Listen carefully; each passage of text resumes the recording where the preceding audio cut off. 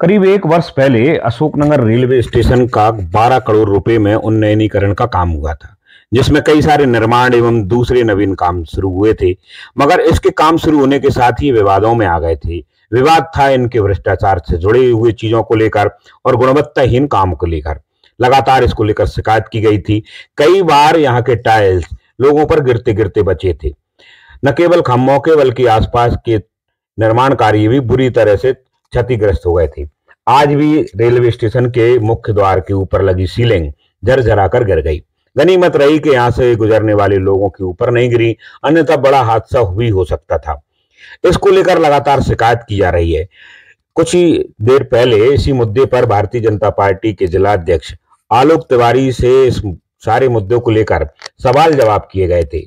सरकार की जवाबदेही को लेकर उनसे पूछा गया था तो कह रहे थे कि पूरी तरह से निष्पक्ष जांच के लिए तैयार हैं और इस मामले में किसी भी तरह की अनियमितता को बरती नहीं जाएगी, क्योंकि सरकार भ्रष्टाचार पर जीरो टॉलरेंस की नीति में है।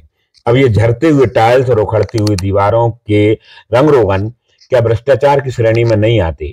और अगर आते हैं तो आखिर कब इसकी जिम्मेदारी तय की जाएगी और इस बेतरतीब निर्माण पर एजेंसियां कब जांच की शुरुआत करेंगी?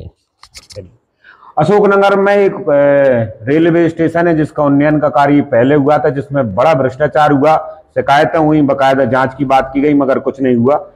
और अभी हाल ही के जो अमृतकाल के लिए प्रधानमंत्री ने चयनित किया था, उसमें अशोकनगर फिर छूट गया है। देखिए, जहाँ तक आपका भ्रष्टाचार का कहना है तो मैं समझता हूँ कि मेरी सरकार भ्रष्टाचार के प्रति जीरो टॉलरेंस रखती है। हम किसी प्रकार के भ्रष्टाचार को बर्दाश्त नहीं करते। अगर आपने मेरे संज्ञान में विषय लाए हैं, अगर किसी प्रकार की नए पैसे का भ्रष्टाचार उसमें हुआ है तो निश्चित रूप से हम उसमें विधिक कार्रवाई जो भी करने का है। पार्क वहां बना था, आज जाकर देखिए उसमें एक पेड़ नहीं है, ठीक है ना। जो टाइल्स लगाए गए थे वो बड़ी खराब क्वालिटी के हैं। मुझे 50 टाइल्स आप लगातार गिन के बता दीजिए वो जो टूटे ना हो।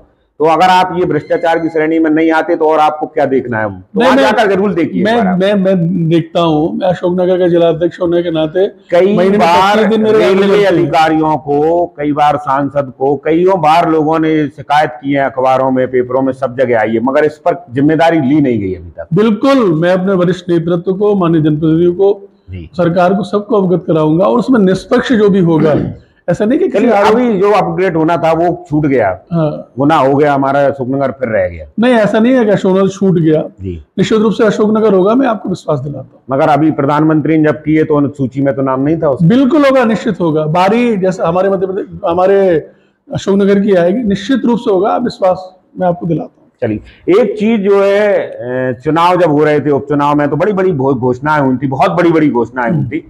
तो आपके मुख्यमंत्री ने घोषणा की थी कि अशोकनगर को स्मार्ट सिटी बना देंगे, एक कृषि विद्यालय भी देंगे। कहाँ हैं दोनों अभी? स्मार्ट सिटी किन्हीं कारणों से निरस्त हुआ था, लेकिन मैं मुझे आप बताते हुए बड़ी खुशी है कि हमारा अशोकनगर